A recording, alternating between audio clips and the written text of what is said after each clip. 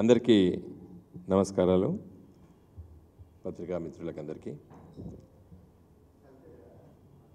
కేంద్రంలో మోడీ గారి ప్రభుత్వము మూడోసారి అధికారంలోకి వచ్చిన విషయం మనకందరికీ తెలుసు. అయితే ఈసారి స్వంతంగా అంటే భారతీయ జనతా పార్టీకి సొంత మెజార్టీతోని ఏర్పాటు చేయలేదు మోడీ గారి ప్రభుత్వం.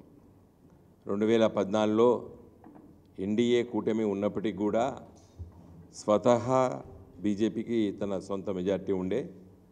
తర్వాత 2019లో కూడా 272 కంటే ఎక్కువ సీట్లు వచ్చిన విషయం మనకందరికీ తెలుసు. ఈసారి బీజేపీకి సొంతంగా అధికారానికి వచ్చేటువంటి సీట్లు గెలవకపోవడం, మరి ఏదేమైనప్పటికీ కూడా ఎన్డీఏ కూటమి ఉంది కాబట్టి ఆ ఎన్డీఏ కూటమిలో ఉన్నటువంటి భాగస్వామ్య పక్షాలు అంటే ముఖ్యంగా తెలుగుదేశం పార్టీ, టీడీపీ, అదేవిధంగా జేడీయూ బీహార్లో కొంతమంది చిన్న చిన్న పార్టీలు అందరూ కలిసి ఈరోజు అధికారంలోకి వచ్చిన విషయం మనకందరికీ తెలుసు. చంద్రబాబు నాయుడు గారు ఒక 4 రోజుల క్రితము ఢిల్లీకి వెళ్ళి మరి కేంద్రంలో ప్రధానమంత్రిని అదేవిధంగా వివిధ మంత్రిత్వ శాఖ మంత్రుల్ని కలిసి కొన్ని విజ్ఞప్తులు చేసిన విషయం మనకందరికీ తెలుసు. మంచి పని చేశాడు. ఆంధ్రప్రదేశ్ రాష్ట్ర విభజన చట్టంలో పొందపరిచినటువంటి విషయాల గురించి వెళ్ళి వారు ఆంధ్రప్రదేశ్ రాష్ట్రానికి రావాల్సినటువంటి విషయాలు కూడా ప్రస్తావించారు. మనం పత్రికలో, టీవీలో చూసాం. దాంట్లో అతి ముఖ్యమైనది మరి షెడ్యూల్ 13లో సెక్షన్ 93 ప్రకారంగా ఉన్నటువంటి షెడ్యూల్ 13లో ఇన్ఫ్రాస్ట్రక్చర్లో 4వ అంశం ఏది IOC or HPCL shall within 6 months from the appointed date examine the feasibility of establishing a greenfield crude oil refinery and petrochemical complex in the successor state of Andhra Pradesh and take an expeditious decision thereon అనేది అంశం ఉంది, మనకందరికీ తెలుసు. ఇది కూడా represent చేశారు. చేసిన తర్వాత మరి ఈ బడ్జెట్ సమావేశాల్లో అది శాంక్షన్ అవుతున్నట్టు కూడా నిన్న పత్రికలో మరి ప్రకటించబడ్డది, వచ్చింది. PM Modi grants Naidu's 60,000 crore wish of petrochemical hub oil refinery అనేది వచ్చింది. ఇది ఎకనామిక్ టైమ్స్లో చాలా పెద్ద ఎత్తున పబ్లిష్ అయింది. అయితే భారత్ పెట్రోలియం కార్పొరేషన్ లిమిటెడ్ వాళ్ళు ఒక 5,000 ఎకరాలు భూమి ఇస్తే మేము పెడతామని చెప్పి, అది శ్రీకాకుళమా, మచిలీపట్నమా, రామాయణపట్నమా ఎక్కడో దగ్గర మరి ప్లేస్ ఐడెంటిఫై చేస్తే మేము పెడతామని చెప్పి వాళ్ళు చెప్పినట్టు ఈ పేపర్లో వచ్చింది. తర్వాత సంబంధిత మంత్రి అయినటువంటి హర్దీప్ పూరి గారు కూడా దీన్ని ధృవీకరించారు. సరే, ఇదంతా కూడా ఎకనామిక్ టైమ్స్ పత్రికలో చాలా పెద్ద ఎత్తున పబ్లిష్ అయింది. మంచిదే, నాకేమీ ఆక్షేపణ లేదు. నేనేమి మా పార్టీ తరఫున దాన్ని తప్పు కూడా పట్టడం లేదు. అసలు అంశం ఏంటంటే ఇదే షెడ్యూల్ 13లో తెలంగాణ రాష్ట్రానికి మరి కాజీపేటలో కోచ్ ఫ్యాక్టరీ ఉండాలని, అదేవిధంగా బయ్యారంలో ఉక్కు కర్మాగారం పెట్టాలని, ఈ 2 అంశాలు కూడా ఇదే దాంట్లో పొందపరచడం జరిగింది.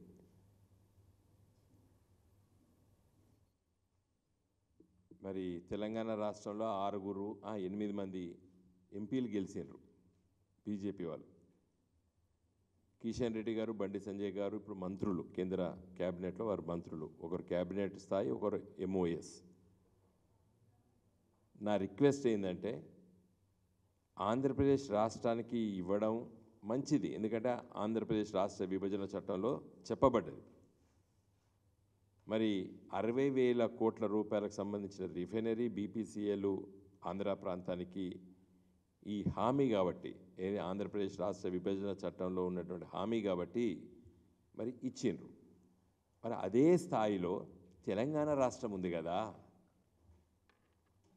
తెలంగాణ రాష్ట్రంలో రైల్వే కోచ్ ఫ్యాక్టరీ కావాలని, కాజీపేటలో కోచ్ ఫ్యాక్టరీ కావాలని నా చిన్నతనం నుండి, నేను విద్యార్థిగా ఉన్న సందర్భంలో, విద్యార్థి నాయకుడిగా ఉన్న సందర్భంలో, విద్యార్థి రాజకీయాల్లో చాలా చురుగ్గా పనిచేసేటప్పుడు ఎన్నో ధర్నాలు, వరంగల్ బంధులు, కాజీపేట బంధులు పిలిచి అలసిపోయినాం. మేము ఒక 30 ఏళ్ళు కొట్లాడినాం. మరి విభజన చట్టంలో దాన్ని అప్పుడు కేసీఆర్ గారితో మాట్లాడి ఆ రోజు దీన్ని మేము చొప్పించినాం. దీంట్లో ఈ విభజన చట్టంలో తప్పనిసరి మా హామీ ఉండాలని చెప్పినాం. మరి చంద్రబాబు నాయుడు గారు పై ఆధారపడ్డారు కాబట్టే ఇవాళ మేము అక్కడ ఇస్తాము, మరి ఇక్కడ మేము మీ పైన ఆధారపడలేదు కదా అని అనుకుంటుంది ఆ బీజేపీ పార్టీ.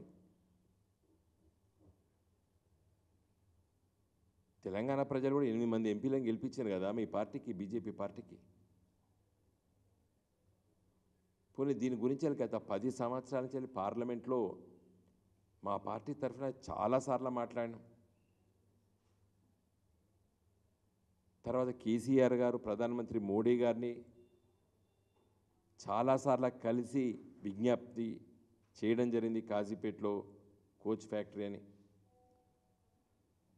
ఏదో వేగన్ రిపేర్ ఫ్యాక్టరీ ఇచ్చి కోచ్ ఫ్యాక్టరీ ఇచ్చామని చెప్తారు. Wagon repair factory small unit, అది small scale industry, but this is a major industry.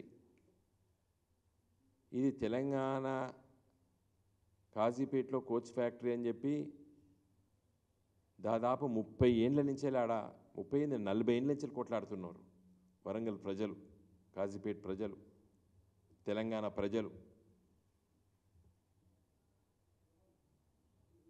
మరి ఇంత వ్యత్యాసం మోడీ గారు సొంతంగా గెలిస్తే ఇది కూడా రాకపోవు ఆంధ్రప్రదేశ్కి. ఏది సొంతంగా బీజేపీ వాళ్ళు గెలిస్తే ఇది కూడా రాకపోవు ఆంధ్రప్రదేశ్కి. ఆంధ్రప్రదేశ్ ప్రజలారా, మీరు ఒక ప్రాంతీయ పార్టీ గెలిపించినందుకు మీరు అదృష్టవంతులు. ఎందుకంటే అట్లీస్ట్ ఇది కూడా మోడీ గారికి తెలియదా? ఈ హామీలో ఆంధ్రప్రదేశ్ రాష్ట్ర విభజన చట్టంలో షెడ్యూల్ 13లో మనకు కాజీపేటలో కోచ్ ఫ్యాక్టరీ, బయ్యారం ఉక్కు ఫ్యాక్టరీ, ఆంధ్రప్రదేశ్లో కోస్తా తీరం లోపల పెట్రోకెమికల్ రిఫైనరీ అని చెప్పి అన్నీ రాసుకున్నారు. కానీ ఏది ఇవ్వలేదు 10 సంవత్సరాలు మోడీ గారు. ఇలా కేవలము చంద్రబాబు నాయుడు గారు తెలుగుదేశం పార్టీ పైన ఆధారపడ్డది కాబట్టి కేంద్ర ప్రభుత్వము ఇలా 60,000 కోట్ల రూపాయలు శాంక్షన్ చేయించి బీపీసీతో పెట్టిస్తున్నారు. తెలంగాణ ప్రజలు మరి బీజేపీని కూడా గెలిపించారు కదా.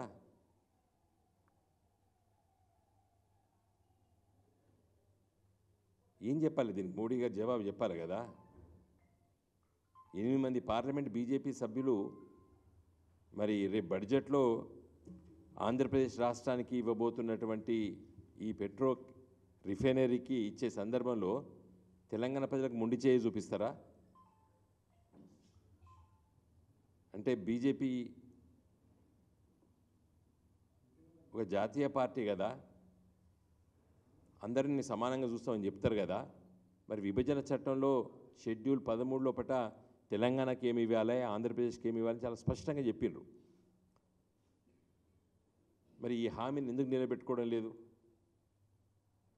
ఇవాళ కాజీపేట ఈ డిమాండ్ ఉండి ఈ విభజన చట్టంలో కాజీపేటలో కోచ్ ఫ్యాక్టరీలను ఉన్నప్పటికీ కూడా మరి గుజరాత్లో ఒకటి, మహారాష్ట్రలో లాతూర్లో ఒకటి శాంక్షన్ చేసిండ్రు రైల్వే కోచ్ ఫ్యాక్టరీ. కాజీపేటలో ఎందుకు చేయడం లేదు? తెలంగాణలో ఎందుకు చేయడం లేదు? ఇదే కాదు, ఐటీఏఆర్ ఎగ్గొట్టిండ్రు 10 సంవత్సరాలే.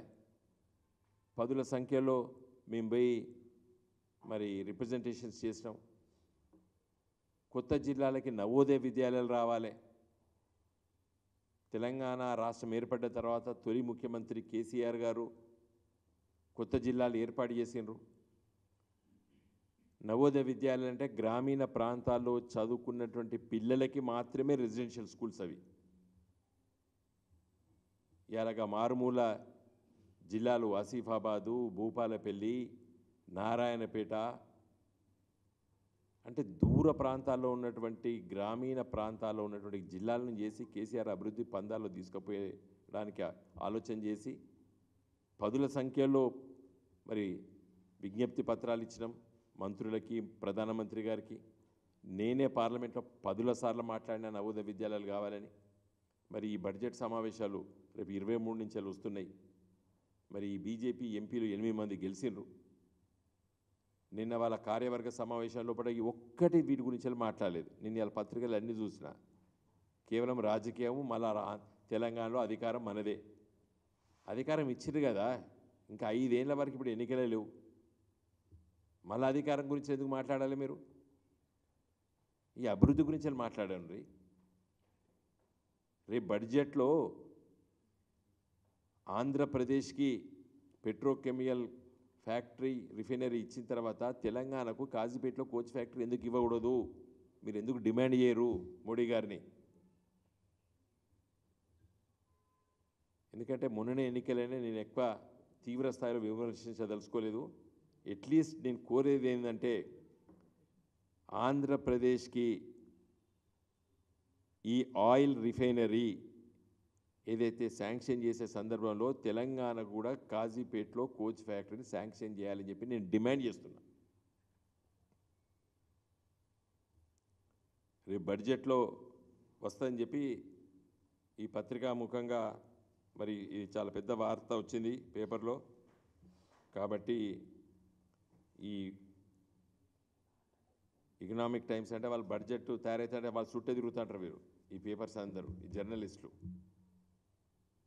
What's happening in the budget అనేది వాళ్ళు ప్రోబ్ చేస్తుంటారు. మరి అలాంటి ప్రముఖ పత్రిక మరి ప్రచురించింది. ఇన్ని వేల కోట్ల రూపాయలు BPCL, Bharat petroleum corporation limited కోస్తా తీరాన మరి ఏర్పాటు చేస్తుంది ఆంధ్రప్రదేశ్ కని. కాబట్టి నా రిక్వెస్ట్ ఏంటంటే వెంటనే ఈ కాజీపేటలో తెలంగాణకి ఆ స్థాయిలో ఒక పరిశ్రమను మీరు బడ్జెట్లో శాంక్షన్ చేయాలని చెప్పి నేను కోరుతున్నాను. మిగతా విషయాలు ఏవైతే గొట్టినరో చాలా రోజుల నుంచి అవన్నీ కూడా ఈ వచ్చే కొంతకాలం వరకైనా రాజకీయాలు, ఎన్నికలు, రాజకీయాలు పక్కబెట్టి ఈ అభివృద్ధి వైపు ఆలోచించాలని చెప్పి ఒక తెలంగాణ ఉద్యమకారుడిగా, అభివృద్ధిని ఆకాంక్షించేవాడిగా నా విజ్ఞప్తి. జై తెలంగాణ. Anything please. ఏమంటారు?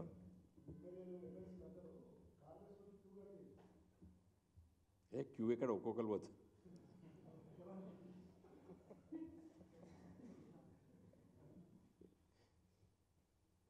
ఇప్పుడు తెలంగాణ ఉద్యమ పార్టీ నుండి గెలిచిన వాళ్ళు తెలంగాణ రాష్ట్రాన్ని మంచిగా అభివృద్ధి చేస్తామని చెప్పే వీళ్ళు వేరే వేరే పార్టీలకి వెళ్ళి వచ్చిన వాళ్ళు మళ్ళీ చాలా రాజకీయాలు, చాలా విషయాలు ప్రస్తావిస్తూ విమర్శిస్తూ పోతున్నారు. నేను ఒకటే చెప్తానండి, తెలంగాణ తెస్తామని చెప్పినాం, తెలంగాణ తెచ్చి చూపించినాం. తెలంగాణ అభివృద్ధి చేస్తామని చెప్పినాం, తెలంగాణ అభివృద్ధి చేసి చూపించినాం.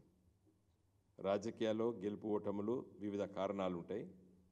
వచ్చే 5 సంవత్సరాల తర్వాత మళ్ళీ బ్రహ్మాండమైనటువంటి ప్రజా మద్దతుతో మేము అధికారంలోకి వస్తాం. ఎమ్మెల్యేలు పోవడం దురదృష్టం, పోతే అంత బాధపడటం నేనైతే కాదు.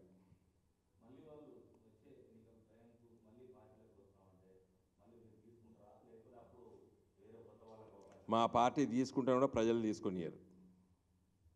ప్రజలు అంత ఆగ్రహంతో ఉన్నారు. ఇప్పుడు వీళ్ళు చేసేటువంటి చేష్టల్ని ప్రజలు చూస్తున్నారు. ఎవ్వరు ఎట్టి పరిస్థితుల్లో కూడా కొత్త తరాన్ని లేపుతాడు కేసీఆర్, కొత్త తరాన్ని.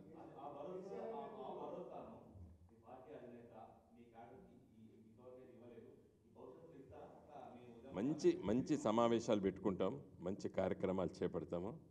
కొత్త తరాన్ని మళ్ళీ మేము ముందుకు తీసుకొస్తాము. డెఫినెట్గా ఒక బంగారు బాట ఈ పార్టీ కొత్త తరానికి చూపిస్తుంది. మళ్ళీ డెఫినెట్గా వచ్చే 5 సంవత్సరాల తర్వాత ఈ తెలంగాణ రాష్ట్ర ప్రజలు మమ్మల్ని ఆదరిస్తారు. మంచి ఆదరణతో ఒక మంచి పరిపాలన చేసేటువంటి పార్టీ గులాబీ జెండా. ఎందుకు రారు? అది ఇప్పుడు డెఫినెట్గా శాసనసభ పార్లమెంటు సమావేశాల పట్ల మా పార్టీ చాలా చురుకైన పాత్రని నిర్వహిస్తుంది. Thank you.